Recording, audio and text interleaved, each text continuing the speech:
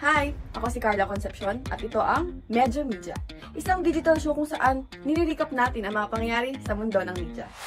On this day today, pinublish ang biggest circulated and most read broadsheet sa bansa, ang Philippine Daily Inquirer o PDI.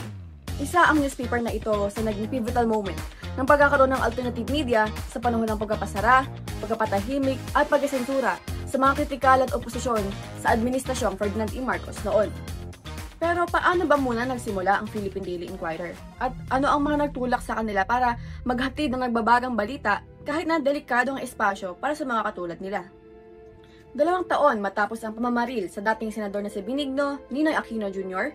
mula sa kanyang exile sa US, naisipan ng isa sa mga founders ng PDI na si Eugenia Apostol nagbawa ng ikanyang broadsheet like no other para ibalita ang mga pangyayari sa Sandigan Bayan Trial ng Aquino Galman double murder case.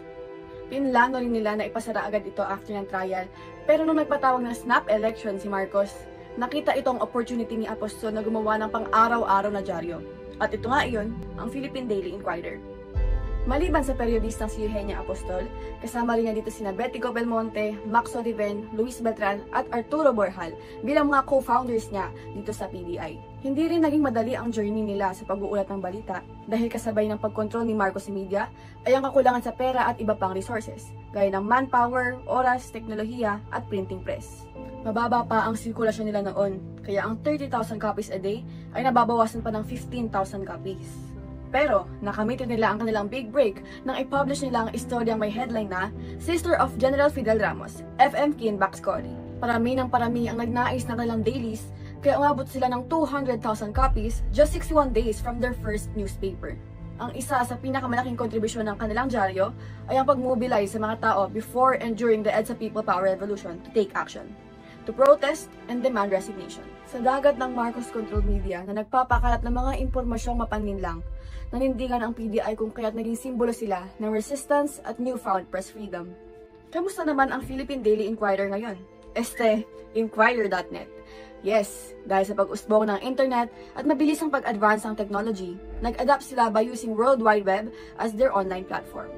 Nagsimula ang Inquirer.net noong 1997 na may 4 lamang na staff na naglalayong mag-ulat pero catering to their audiences na gumagamit ng computers to access information.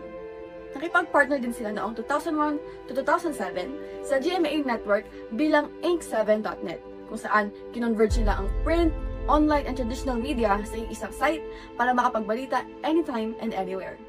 Ngayon, ang Inquirer.net ay mayroon ng over 150 staff at nakapag-acquire na ng 165.3 million total visits sa kanilang website noong 2022. Isa ngayon ito sa most accessed online news platforms with a readership of 16.23%. Ang brand ng Inquirer na first, fast, and fearless journalism ay nadagdagan na ng isa pang F, fast. O, anong iniisip niyo? Gumamit din sila ng iba pang social media platforms para mapalawak ang kanilang website traffic, gaya ng Facebook, Twitter, TikTok, Reddit, at YouTube. Maliban pa dito, mayroon silang iba't iba pang initiatives na katulong sa kanila na mag-expand at makapag-gain pa ng audience. From print to online, matagumpay ang karera ng dalawa. Pero, hindi natin may iwasan na magkumpara.